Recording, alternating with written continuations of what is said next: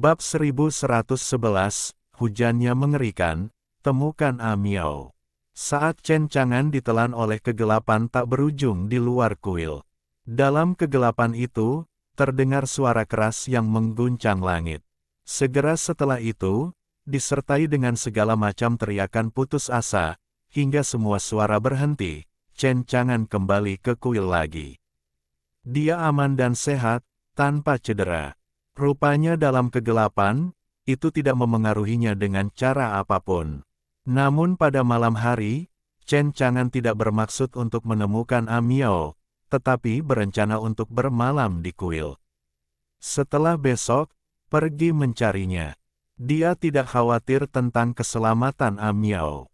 Bagaimanapun, apa yang harus dikatakan, ranah kultivasi Amiao saat ini telah melangkah ke ranah dewa leluhur. Di istana abadi ini, masih ada sedikit kekuatan untuk mempertahankan diri.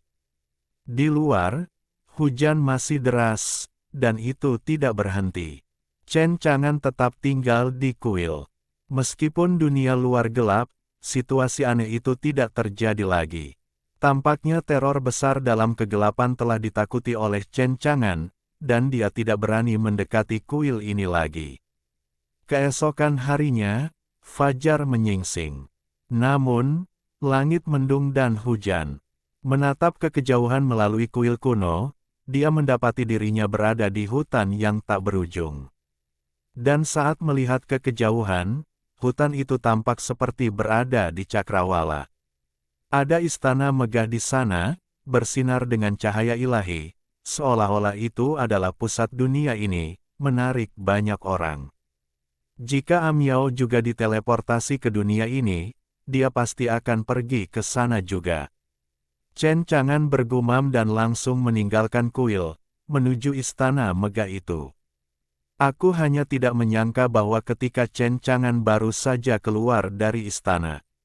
Dengan suara keras, istana itu berubah menjadi reruntuhan, seolah-olah telah menyelesaikan misinya.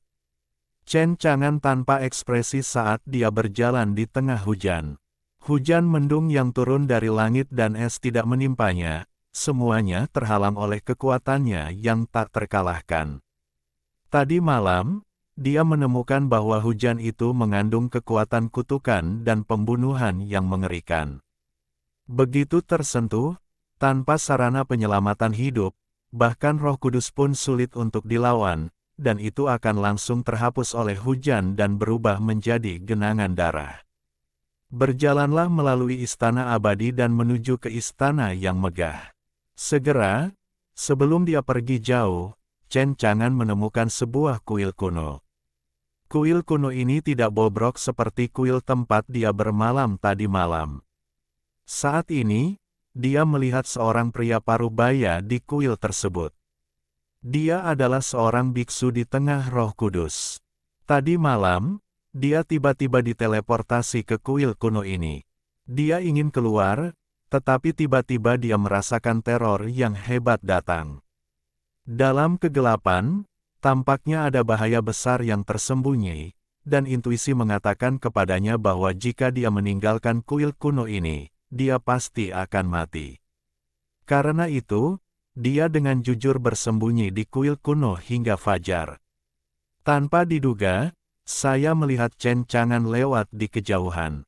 Roh Kudus ini, dia mengenali Chen Chang'an sekilas, itu adalah pemuda dengan kekuatan yang mengerikan di luar istana surga abadi.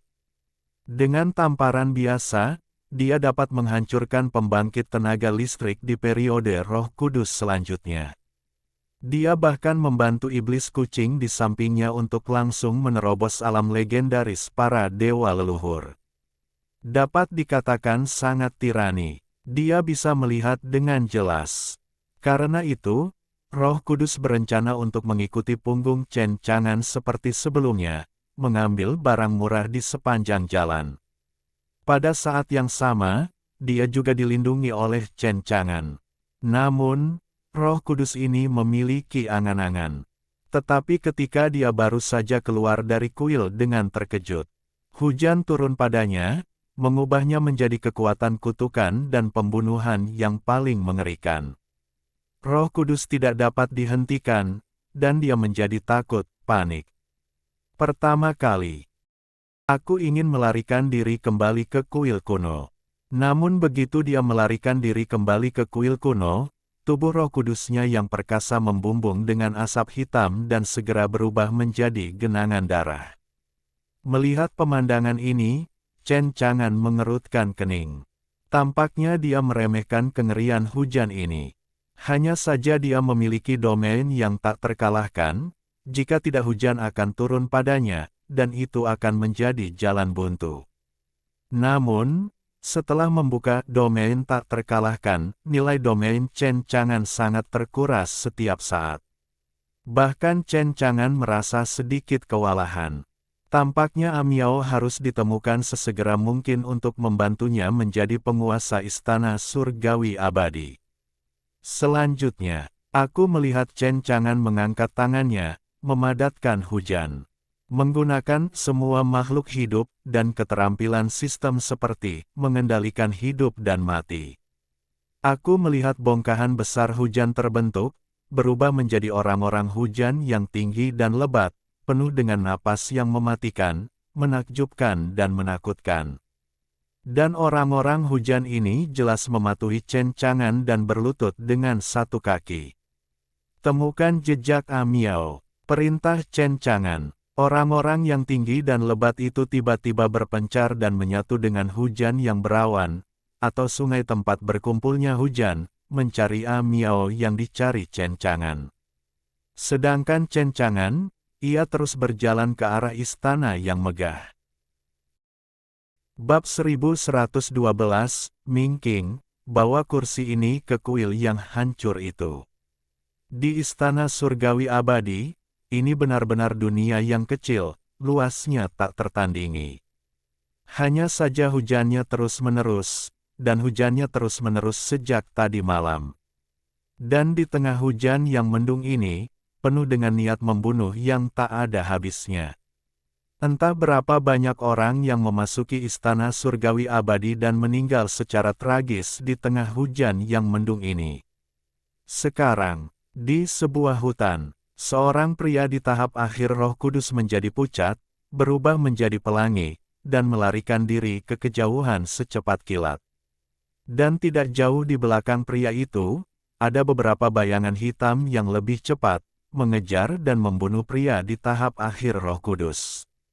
Di tengah hujan yang mendung, orang-orang terkejut bahwa hujan turun di atas bayangan-bayangan itu, dan mereka aman dan sehat, dan kekuatan kutukan dan pembunuhan yang sangat mengerikan di dalam tidak berpengaruh pada bayangan-bayangan ini. Tetapi pria itu tidak menyerap air hujan, dan ketika dia bisa melihat bahwa dia melarikan diri, ada sebuah lampu yang selalu terang di tangannya. Sama seperti lentera yang selalu terang yang dilihat Chen Chang'an di kuil yang hancur tadi malam. Namun kini, cahaya lilin dari lampu Everbright menyala, memancarkan kekuatan misterius yang melarutkan kekuatan pembunuh terkutuk dalam hujan. Dengan cara ini, pria itu tidak terluka, tidak terpengaruh sama sekali. Tiba-tiba, terdengar suara gemuruh melengking dari belakang, dan cakar tulang besar berevolusi menjadi kehampaan dan mencengkeram ke arah pria itu. Pria itu ketakutan dan lari. Gemuruh. Hanya terdengar suara dentuman yang mengguncang bumi. Cakar tulang besar itu jatuh ke hutan, langsung menyebabkan kerusakan di satu sisi. Wajah pria itu menjadi lebih pucat, dan kecepatan pelariannya dipercepat lagi. Dia bahkan tidak berani berhenti dan melawan bayangan di belakangnya. Tampaknya ada ketakutan besar di belakang. Dan pada saat yang sama, tepat saat pria itu melarikan diri, dia tiba-tiba melihat sosok muncul di sebelah kiri. Dia langsung melihatnya. Ini adalah seorang pemuda berjubah putih. Terutama setelah melihat penampilan pemuda berjubah putih ini. Pria itu bahkan lebih terkejut dan gembira. Itu adalah suami dari Tuan Kerajaan. Tuan diselamatkan. Untuk mengenal pria ini, dia adalah salah satu tetua dari para tetua negara Dewa Netherworld, bernama Ming Qing. Bersama dengan penguasa kerajaan Dewa Nether, yaitu Ning Bingxian, pergi ke kuil abadi untuk menemukan kesempatan untuk menerobos para leluhur, dan bahkan menjadi penguasa langit berbintang. Hanya saja tidak menyangka, setelah memasuki istana, mereka secara misterius dipindahkan ke dunia kecil yang misterius dan aneh ini, di sebuah kuil. Dan tadi malam, dalam kegelapan di luar kuil, sebuah teror besar tiba-tiba muncul dan menyerang kuil. Untungnya, mereka melawan dengan putus asa. Ketika hari akhirnya tiba, teror besar dalam kegelapan surut. Mereka dalam bahaya. Siapa yang tahu bahwa ada perubahan tiba-tiba di kuil? Patung itu dibangkitkan, dan dia melarikan diri. Dan yang lainnya, bahkan Raja Ning Bingxian, terjebak di kuil, dan mereka tidak tahu apakah mereka hidup atau mati. Dan meskipun dia melarikan diri, dia juga diburu oleh teror di kuil.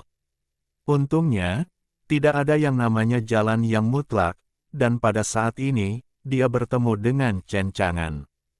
Orang yang kuat ini tidak terkalahkan. Pada awalnya, dia menyapu Netherworld dan membantu Ning Bingxian naik ke tahta negara. Kekuatannya, Ming King sangat jelas di mataku. Dengan Chen Chang'an di sini, penguasa kerajaan diselamatkan. Ming King bergegas berjalan menuju Chen Chang'an. Tentu saja, Chen Chang'an juga melihat Ming King. Melihat Ming King datang ke arahnya dengan cepat, dia tanpa ekspresi. Tak lama kemudian, Ming King datang kepadanya, ia berkata dengan cepat.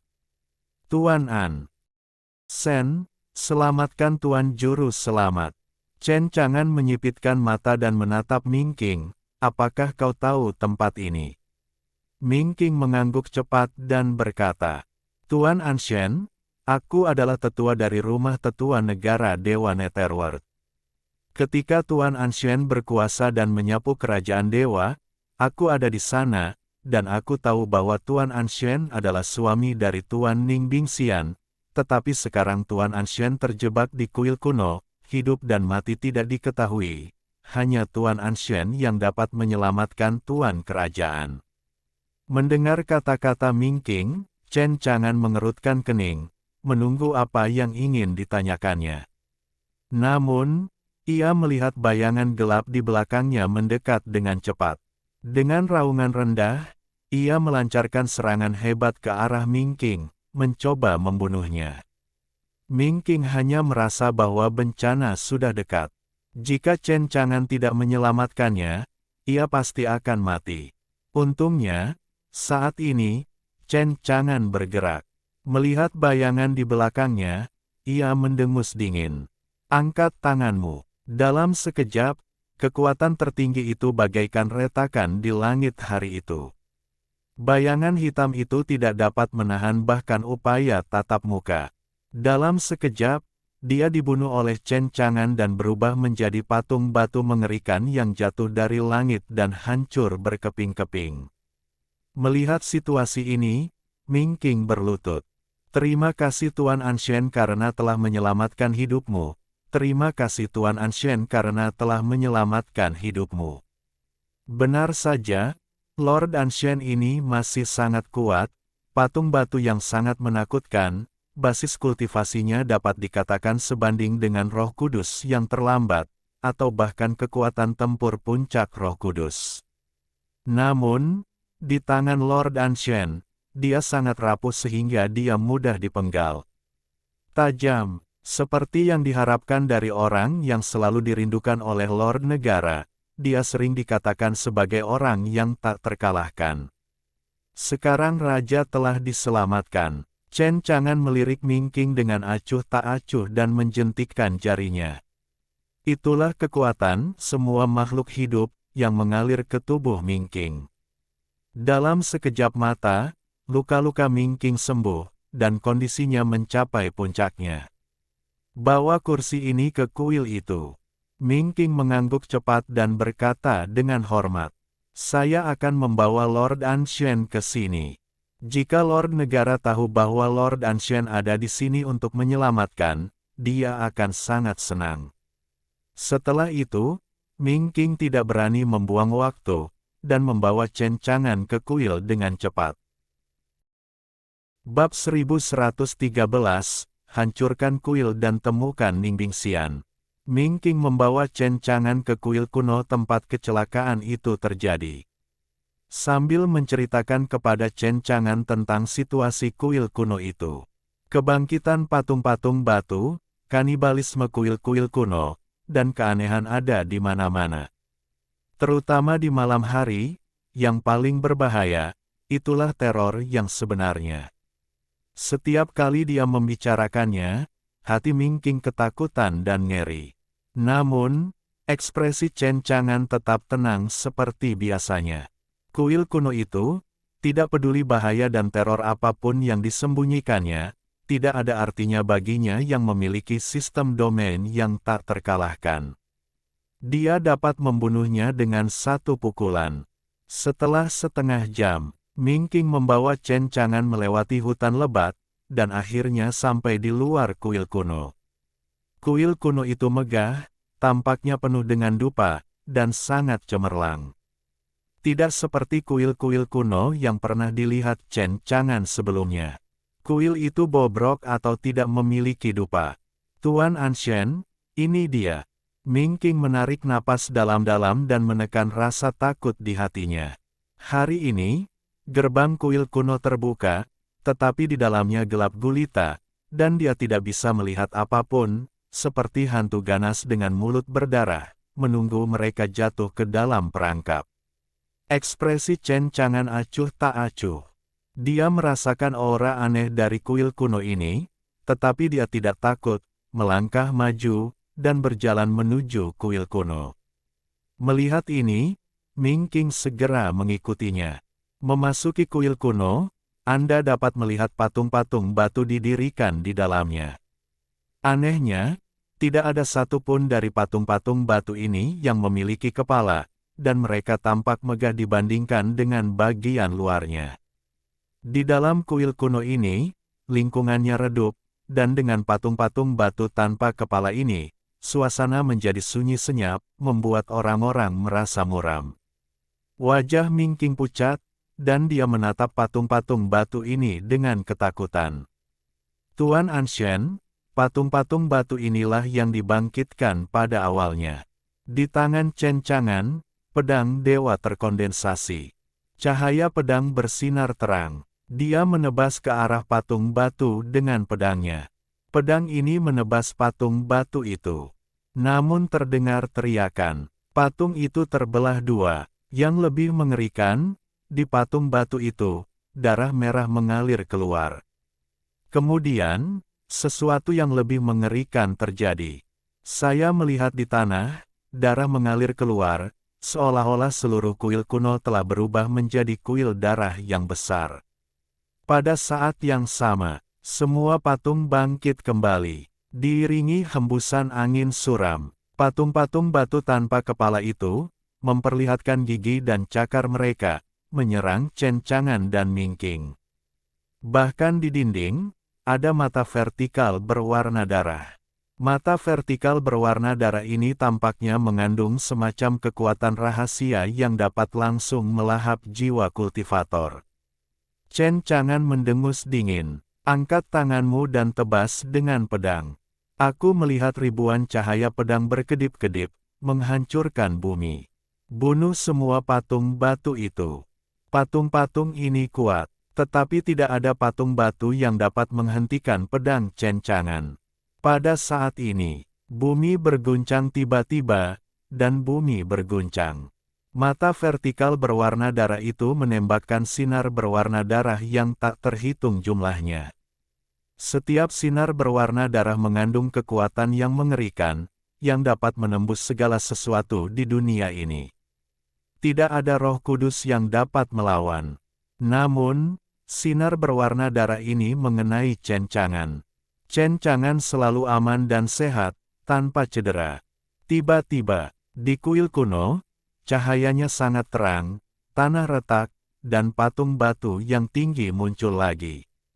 Patung batu ini terlihat sangat luar biasa, memegang busur silang di tangannya, menatap Chen Chang'an dengan dingin, matanya penuh dengan niat membunuh. Segera setelah itu, patung batu itu bangkit kembali. Dia memegang busur di tangan kirinya, dan di tangan kanannya, dengan roh langit sebagai pemandu, dia memadatkan anak panah dewa. Siapa yang berani memasuki kuil? Patung batu itu berubah menjadi seorang pria, minum dengan dingin. Membunuh seperti banjir. Saat dia menarik tali busur, angin dan guntur menyambar dalam sekejap. Wajah Ming Qing pucat, dan dia merasa jiwanya akan tercabik-cabik oleh busur itu. Dia takut dan hanya bisa bersembunyi di belakang Chen Chang'an. Wuho, dengan suara yang tajam dan menusuk, anak panah dewa itu ditembakkan. Itu tentang membunuh orang dengan satu anak panah. Itu dapat menghancurkan segalanya dan mengubah segalanya menjadi abu. Adapun Chen Chang'an, dia hanya berdiri di sana dengan acuh tak acuh, tanpa menghindar, dan wajahnya tanpa ekspresi. Sikap ini adalah sikap yang tak terkalahkan. Ketika anak panah dewa hendak mendekati Chen Chang'an, dia melihat bahwa dia perlahan mengangkat tangannya. Anak panah dewa dengan niat membunuh yang tak terbatas itu dengan mudah tersangkut di antara telapak tangannya. Tapi begitulah, ekspresi pria patung batu itu berubah, dan dia membuka busurnya lagi. Saat anak panah dewa ditembakkan, Shen Hua menyilaukan, meledak dengan sinar cahaya yang paling menyilaukan dan menyilaukan. Setiap anak panah, kekuatannya sangat mengerikan, seperti letusan gunung dan tsunami, menghancurkan orang mati. Namun, Chen Chang'an tetap tanpa ekspresi. Dia tampak biasa saja, dan tidak ada ledakan kekuatan yang kuat dan menakutkan di tubuhnya. Perlahan-lahan dia berjalan menuju patung batu itu selangkah demi selangkah. Setiap kali dia melangkah keluar, panah-panah dewa yang dekat dengannya entah bagaimana berubah menjadi bubuk dan hancur total. Patung batu itu tertegun dan merasakan ketakutan untuk pertama kalinya. Pada saat ini, Chen Chang'an sudah berjalan di depan patung batu itu. Angkat pedangmu. Aku melihat cahaya pedang yang tak terhitung jumlahnya berkedip-kedip. Patung batu itu dipotong menjadi potongan-potongan yang tak terhitung jumlahnya oleh cahaya pedang. Segera setelah itu, sepotong batu giok yang pecah muncul, berkedip-kedip dengan cahaya, mengambang di kehampaan. Chen Chang'an mengambil sepotong batu giok yang pecah ini dan melihat rune misterius di atasnya, seperti naga dan ular listrik. Ming Qing akhirnya menghela napas lega, tetapi mendapati bahwa seluruh tubuhnya sudah meneteskan keringat. Di kuil kuno, dia mulai mencari Ningbing abadi. Namun setelah melihat-lihat, aku tidak dapat menemukan Ningbing Xian. Ming Qing ketakutan, penguasa negara tidak akan mati, kan? Dia segera memberitahu Chen Chang'an berita itu. Mata Chen Chang'an tenang, tetapi dia hanya menghentakkan kakinya. Gemuruh. Seluruh kuil kuno hancur dan bumi terkoyak. Saya melihat peti mati di bawah tanah yang retak. Ketika peti mati dibuka, itu adalah Ningbing Xian. Hanya saja seluruh tubuh Ningbing Xian mengalami kekuatan misterius, yang terus-menerus membatu. Seolah-olah mengubah Ningbing Xian menjadi patung batu. Pada saat ini, batu giok yang pecah itu tampaknya merasakan sesuatu dan bergabung ke dalam tubuh Ningbing Xian. Petrokimia berangsur-angsur surut. Bulu mata panjang Ningbing Xian bergetar saat dia perlahan terbangun. Chen Chang'an lah yang terlihat. Bab 1114, peran batu giok yang rusak hanyalah mencari kematian. Ningbing Xian tiba-tiba terbangun. Namun, dia tidak menyangka bahwa begitu dia membuka matanya, dia melihat Chen Chang'an, orang yang sangat dia cintai. Ningbing Xian tercengang. Xianggong, asli atau palsu? Saat ini, Ming Qing sangat terkejut ketika dia melihat Ningbing Xian terbangun. Tuan Raja, syukurlah, Anda akhirnya bangun. Untungnya, saya bertemu dengan Tuan Anshen di jalan, dan membawa Tuan Anshen kembali ke kuil, dan berhasil menyelamatkan Tuan Anshen. Kepala Ning Bingxian masih sedikit sakit, wajahnya pucat, lalu dia bangkit dari peti mati. Dia menatap Chen Chang'an dengan marah. Xianggong, Anda menyelamatkan keluarga budak lagi. Bagaimana keluarga budak bisa menghargai Anda? Chen Chang'an, Ning Bingxian, mengapa Anda datang ke Istana Surgawi Abadi? Ning Bingxian tersenyum manis, Istana Surgawi Abadi adalah tentang tujuan langit berbintang tingkat pertama. Jika Anda bisa menjadi penguasa Istana Surgawi Abadi, maka menjadi penguasa langit berbintang tingkat pertama adalah masalah fakta. Jadi, datanglah untuk mencoba keberuntunganmu dan mencari peluang. Bahkan jika kamu tidak bisa menjadi penguasa Istana Surgawi Abadi, mendapatkan beberapa peluang untuk membantu keluarga budak menembus Roh Kudus akan sangat membantu. Chen Chang'an mengangguk. Benar, tentu saja, di sini di Ning Bingxian, dia sudah lama mendengar bahwa Chen Chang'an akan membawa Amiao ke Istana Surgawi Abadi. Jadi dia datang ke Istana Surgawi Abadi, dan dia juga punya rencana, yaitu, dia berharap untuk bertemu suaminya. Itu persis yang dia inginkan. Di Istana Surgawi Abadi, dia menghadapi bahaya, dan Xianggong lah yang menyelamatkannya. Dan inilah yang disebut takdir. Tuan, apakah Anda satu-satunya? Amiao diteleportasi ke tempat lain, dan aku tidak tahu di mana dia untuk saat ini. Chen Chang'an berkata, Istana Abadi ini penuh dengan bahaya yang tidak diketahui. Di jalan berikutnya, ikuti aku. Tentu saja, Ning Bingxian tidak bisa memintanya. Ming Qing juga sangat senang. Sekarang memegang paha Tuan Anshen, di Istana Surgawi Abadi, tidak perlu terlalu khawatir lagi. Selanjutnya, Chen Chang'an membawa Ning Bingxian dan Ming Qing di jalan. Jelas, Ning Bingxian dan Ming Qing juga tahu teror di malam hujan ini, yang mengandung kekuatan kutukan dan pembunuhan. Chen Chang'an membawa Ning Bingxian dan Ming Qing dan terus melakukan perjalanan melalui dunia hujan ini di Istana Surgawi Abadi. Anda tidak perlu khawatir tentang bahaya apapun. Mereka berjalan menuju Istana Surgawi di langit yang jauh. Dalam perjalanan menuju Tiangong, tidak ada jejak Amiao. Namun, saya melihat banyak biksu yang memasuki Istana Surgawi Abadi. Hampir semuanya berada di tahap tengah Roh Kudus, atau bahkan di tahap akhir Roh Kudus, pada kekuatan puncak mereka. Orang-orang ini jelas memasuki Istana Surgawi Abadi dan dipindahkan ke dunia ini. Banyak orang datang ke Istana Surgawi Abadi kemudian.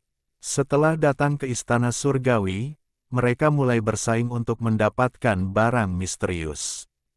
Itu adalah sepotong batu giok yang diperoleh Chen Chang'an setelah membunuh patung batu di kuil untuk menyelamatkan Ning Bingxian.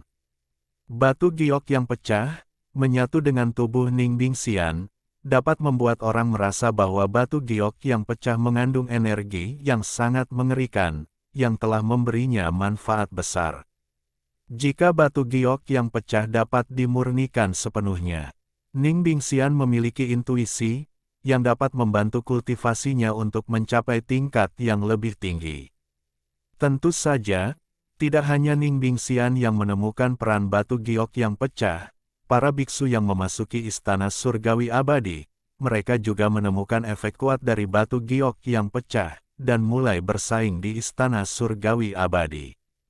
Lagi pula, jika ada cukup banyak batu giok yang pecah, itu bahkan dapat membantu Eka secara langsung menerobos alam Roh Kudus dan melangkah ke alam dewa leluhur.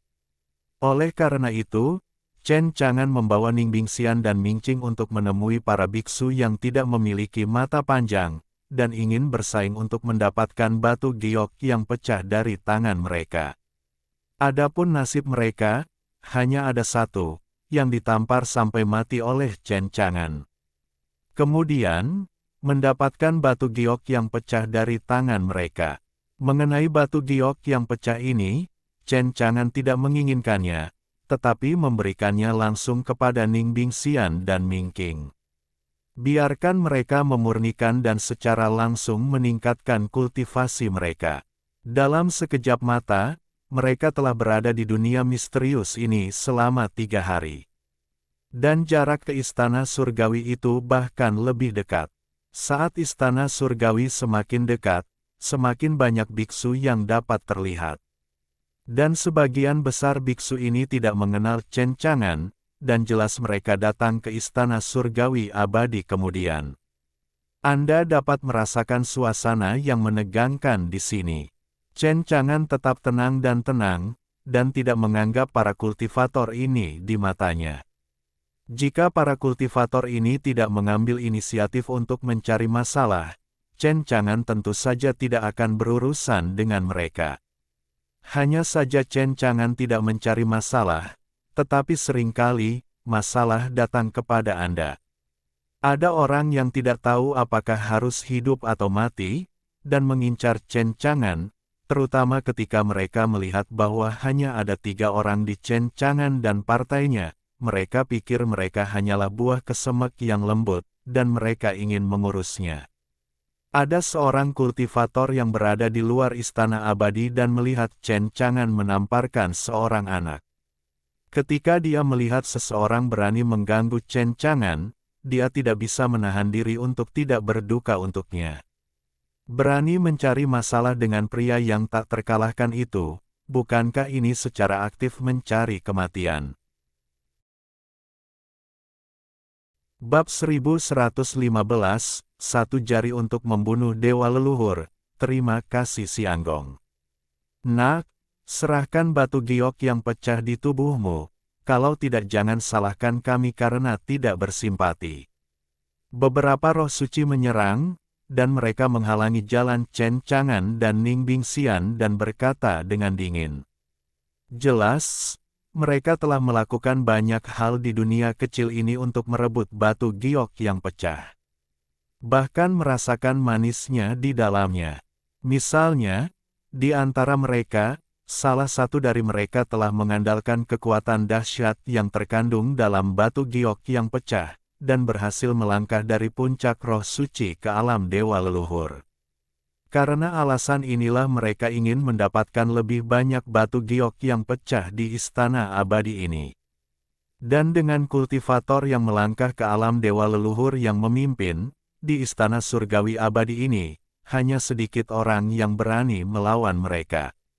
Anda hanya dapat menyerahkan batu giok yang pecah dengan jujur.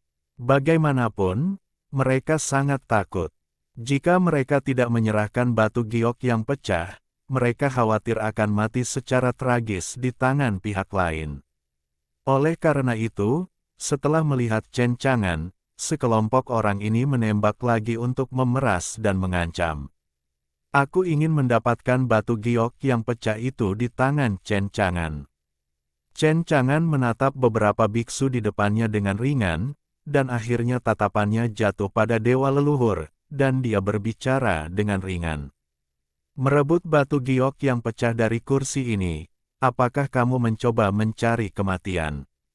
Begitu kata-kata ini keluar, dewa leluhur mengerutkan kening, dengan niat membunuh di matanya. Kamu harus tahu bahwa sejak dia melangkah ke alam dewa leluhur 2 hari yang lalu, dia selalu bersemangat, dan tidak ada yang berani menentangnya.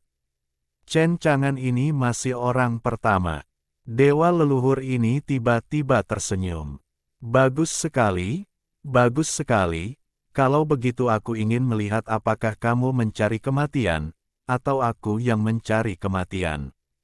Dia dengan kasar menyerang Chen Chang'an.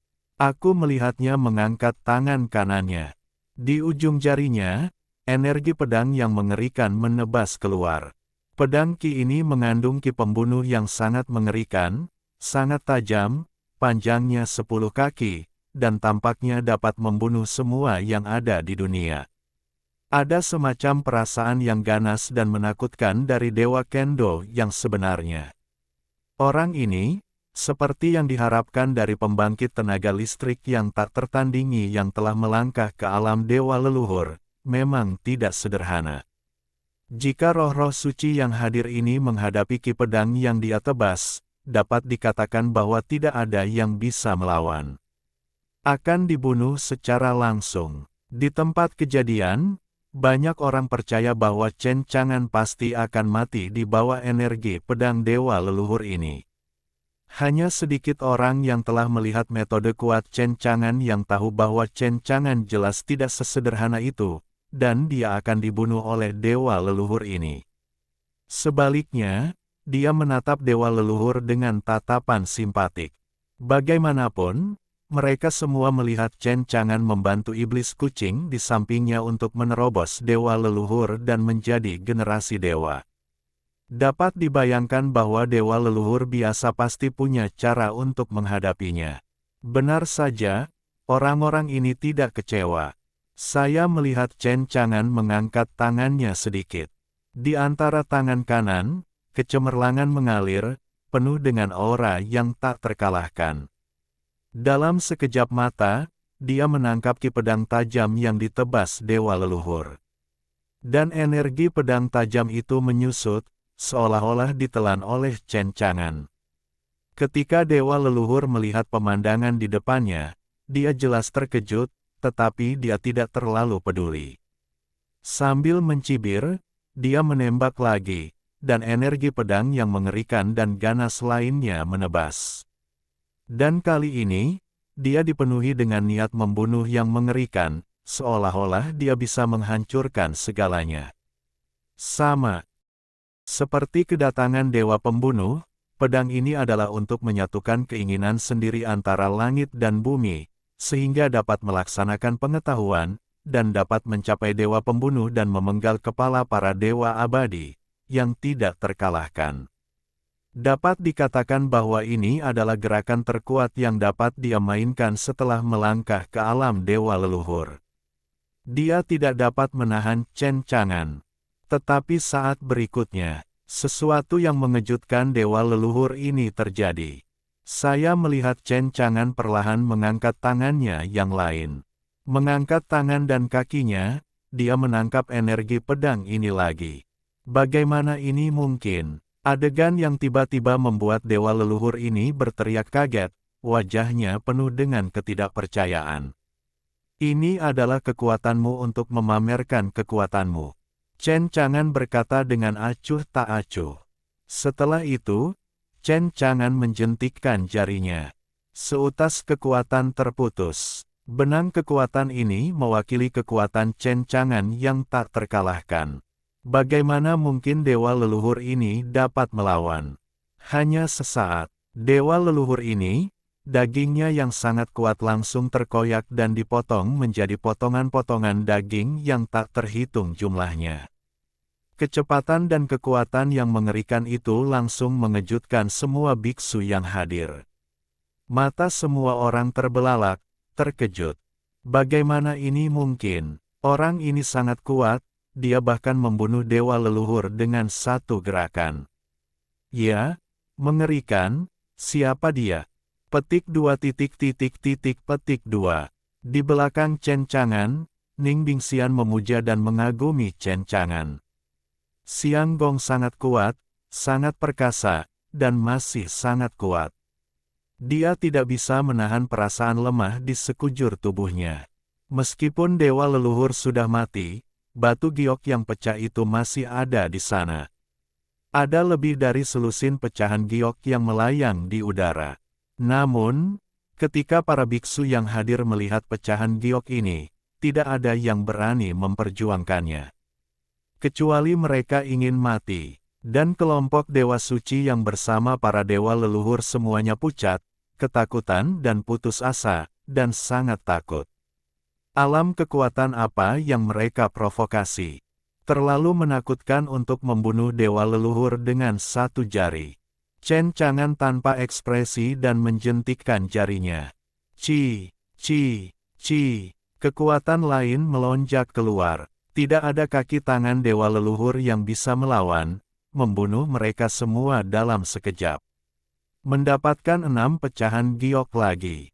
Tentu saja, yang paling dipedulikan Chen Chang'an adalah jumlah roh ilahi yang meledak setelah membunuh sekelompok orang ini. Bagaimanapun, pembukaan alam tak terkalahkannya setiap saat membutuhkan sejumlah besar nilai spiritual. Karena seseorang tidak tahu bagaimana memprovokasinya, maka bunuh pihak lain untuk mengisi kekosongan perbendaharaan. Chen Chang'an melemparkan pecahan giok itu ke Ning Bingxian dan Ming Qing. Ning Bingxian menerimanya. Terima kasih, Tuan. Ming Qing bahkan lebih hormat, terima kasih, Tuan Anshan. Ayo pergi. Chen Chang'an tidak peduli, dan terus menuju ke kedalaman istana abadi bersama Ning Bingxian dan Ming Qing. Orang-orang lain yang hadir menatap kosong ke arah Chen Chang'an dan yang lainnya yang menuju ke kedalaman istana surga abadi dengan ekspresi rumit.